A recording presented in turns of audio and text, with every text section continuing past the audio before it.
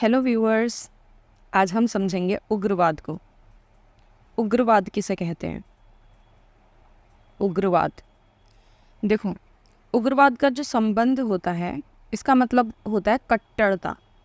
ठीक है, कट्टरता यानी कि उग्रता, कट्टरता, हिंसा, ये इन सब चीज़ों से जुड़ा हुआ है।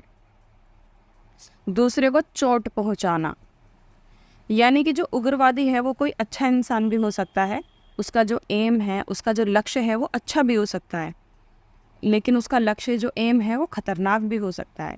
बस उसका जो तरीका है वो उग्रवादी होता है। उग्रवादी यानी कि कट्टरता, उग्रता, हिंसा, चोट पहुंचाने का तरीका अपनाना।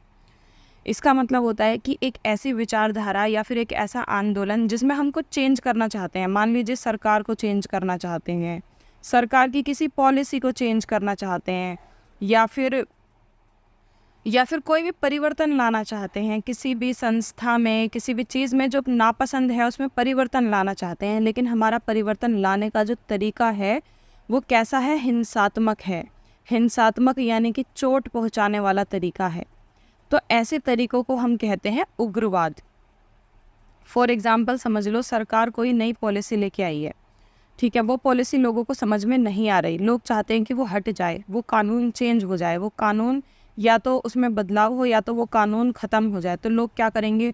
बसों में तोड़ फोड़ मचा रहे हैं, रोड पे जा रहे हैं, रोड तोड़ रहे हैं, बसों में आग लगा रहे हैं, ठीक है, जितनी भी सरकारी प्रॉपर्टी है उसको ख़राब कर रहे हैं, हल्ला बोल करके ऐसे जा रहे हैं। तो वो जो तरीका है वो हिंसात्मक तरीका हो गया, हिंसा कर रहे हैं वो लोग, चोट पहुँचा रहे हैं सरकारी चीज़ों को, तो वो उग्रवाद हो गया। अब यही तरीका गांधी जी वाला तरीका ले लेते हैं कि आराम से जा रहे हैं, ठीक है, सरकार से अपील कर रहे हैं, धरने पे बैठे हुए हैं और सरकार से अपील कर रहे हैं कि वो इस कानून को चेंज कर दे। तो ये जो तरीका हो गया, ये गांधी जी का अहिंसा वाला तरीका हो गया। दोनों में जो हमारा लक्ष्य है, लक्ष्य एकदम सेम है। वो भी परिवर्तन चाहते हैं, वो भी परिवर्तन चाहते हैं, लेकिन जो तरीका है, तरीका उग्रवादी हो गया। यानी कि उग्रवाद जो है वो एक तरीके की क्या है? विचारधारा है, सोच है, एक तरीके की विचारधारा है। क्या है? सोच है। ये कैसी सोच? हिंसात्मक सोच, यानी कि चोट पहुंचाने वाली सोच, कि जो परिवर्तन है वो हिंसात्मक तरीके से अपनाया जाए। इसमें जो परिवर्तन है वो उग्रवाद तरीके से यानी कि हिंसात्मक तरीके से अपनाया जाता है। और जो व्यक्ति इसका समर्थन करता है उसे उग्रवादी कहते हैं। ये तो हो गया उग्रवाद, एक विचारधारा। फिर आता है उग्रवादी।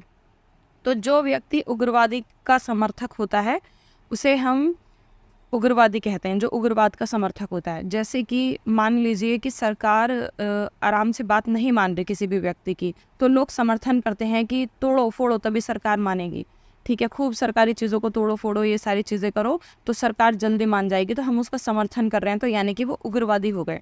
वैसे अगर हम आजकल के टाइम में देखा जाए तो आजकल इस शब्द का जो यूज़ होता है वो ज़्यादातर आतंकवाद और हिंसा के लिए यूज़ होता है।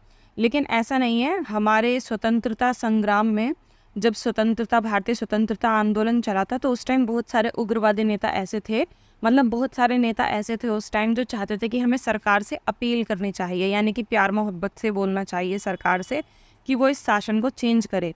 दूसरी तरफ गांधी जी का तरीका क्या था? गांधी जी का तरीका था कि हमें उनका समर्थन ख़त्म कर देना चाहिए, जैसे कि उनकी चीज़ों को यूज़ करना बंद कर दो, उनके सामान को ख़रीदना बंद कर दो, उनकी बातें मानना बंद कर दो, वो खुद ही यहाँ से भाग जाएंगे। तो इनका तरीका बड़ा प्यार वाला था कि पता भी ना चले और कर भी सारी चीज़ें रहे हैं।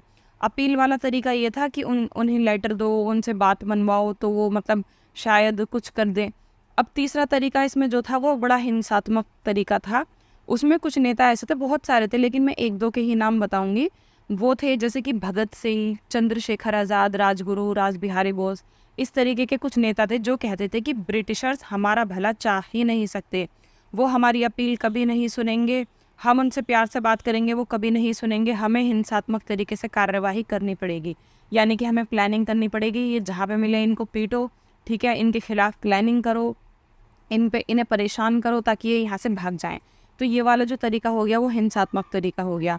तो इसीलिए कुछ नेता उस टाइम ऐसे नेता माने जाते थे जिन्हें कहते थे नरम दल नेता, यानी कि वो बड़ी नरमी से काम करते थे। और कुछ नेताओं को गरम दल नेता कहा जाता था, यानी कि वो थोड़ी गर्मी से काम लेते थे, गर्मी से यानी कि हिंसा के तरीके से काम लेते थे, उनको उग्रवादी नेता भी कहा जाता था उस टाइम।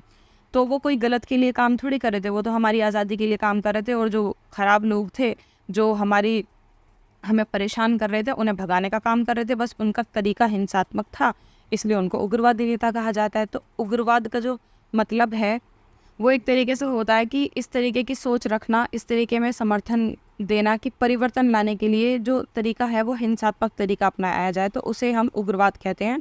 और ऐसी सोच का सपोर्ट करने वालों को उग्रवादी कहते हैं। आई होप आपको समझ में आ गया होगा। कोई और शब्द है तो आप मुझे कमेंट बॉक्स में बता सकते हैं। मिलते हैं नेक्स्ट वीडियो में। Bye bye.